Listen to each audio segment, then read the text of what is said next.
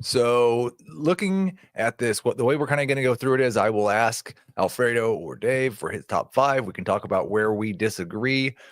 And we'll start with the quarterback position, Alfredo. I'm not sure if there are five quarterbacks that you feel are worthy of being ranked in this class, but let's hear your top five quarterbacks in the 2025 class. Yeah, I'm not in love with him. Cam Ward is number one for me. I think just the physical tools are off the charts for him, and he has the most potential out of this class. And I think he's the guy that can take a bad team and make it better. Same way we've seen for a bunch of like Josh Allen types over the years.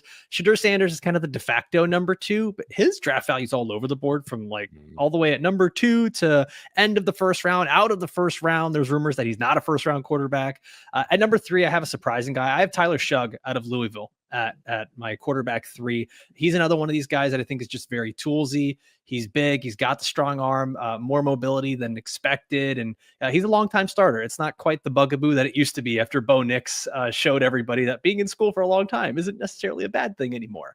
At 4, I've got Jaxson Dart out of Ole Miss. And then at 5, I've got Will Howard. Okay, so that is, I assume, Dave, going to be an area where we have some disagreement after the top 2, because most people's top 2, I see Jaxson Dart creep into the top 2 every once in a while, but what would your top 5 be, Dave? Cam Ward and Shedeur Sanders at 1 and 2. I think that going anything outside of there is probably getting a little too cute with it. Seems like Cam Ward is pretty much locked in for a top 3 pick. If Tennessee doesn't take him, somebody might trade up to take him. But Alfredo talked about it. Shedeur Sanders, his draft projection right now is all over the place. We thought this guy was a potential number 1 overall pick. Then they were talking about him, falling behind Cam Ward. Now we're seeing some mocks where he falls into round 2. But I'm still going to bet on Sanders as the number 2. For me, I've got Dart at number 3. Quinn Ewers is the guy that seems to be forgotten in this class often, and I'm still holding him down at RB4. And Tyler Shaw, I've heard it said quite a few different ways. I've got him at QB5, and like Alfredo said, I think the age was the big thing that scared so many people away. But after seeing Penix do well last year and Bo Nix do well, I think people are going to start finally healing from the who was it that the Browns drafted at 28, 29 years old a few years ago, and since then we've been terrified. Brandon Weeden? Yes, Brandon Weeden. We've been terrified of drafting older quarterbacks since, but I think that we're going to see this renaissance now, especially when we get these extra years of eligibility because of COVID and things like that. I think that Tyler Shug will fall in at QB5.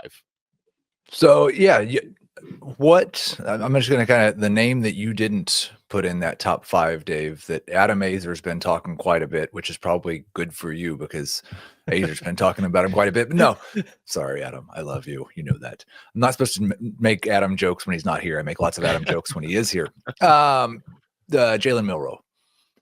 Because of the potential upside, I think a lot of people might move him into this range or at least have him in this conversation.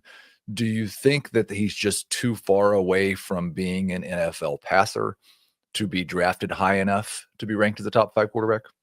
Yeah, I think that's it. We fall in love with these guys, the guys with the mobility and the big arms, and they really fill up the highlight reel. But it's very rare that we see these guys translate to NFL success. Now, I think that there are some really interesting possible landing spots for him. Talked about it yesterday on a player profiler show. Not that I expect it to happen, but he could be one of those guys that's a good developmental project for a team that's drafting late in round 1 that wants to draft him, sit him on the bench for a couple of years, and kind of let him develop. We saw Detroit go that route a couple of years ago with Hendon Hooker. Hasn't really panned out, but maybe they go back to the well with Jaylen Milroe here and let him sit behind Jared Goff for a couple of years. I think there is chance for Milroe to develop into a good quarterback, but I just don't think he's got the skill set right now that's going to translate to the NFL. Alfredo, set an over-under. How many of these quarterbacks start more than 20 games in the NFL? Oh, yuck. Let's go with 2. I think that if someone's going to draft Shedeur Sanders in the first round, they're going to give him 2 full seasons to get his feet under him. I think Cam Ward's going to have plenty of time, but even Tyler Shug, my quarterback 3, it's going to be very dependent on where these guys land. Shug would have to be someone that sits behind a Matt Stafford for a year or 2 and learns and gets into it. And then even then, it's just the longer these quarterbacks sit, the later they get drafted, the less likely it is that they play that many games. So I should have told you this, but when I said over under, I was expecting a 0.5 to be in there somewhere. So Dave had to choose. I'm pretty sure if I say over under 2, Dave's going to say that's right on the mark. 2 sounds good to me. One Yeah, and a half. we're pushing that one. Yeah. 1.5. I will take the over. 2.5. I mean, it just depends on how much an NFL team likes Jaxson Dart, right? Like if they get as excited, if they get as excited about him as some of the dynasty analysts are, Dave, do you think any of these guys are top 12 quarterbacks in your dynasty quarterback rankings after the draft?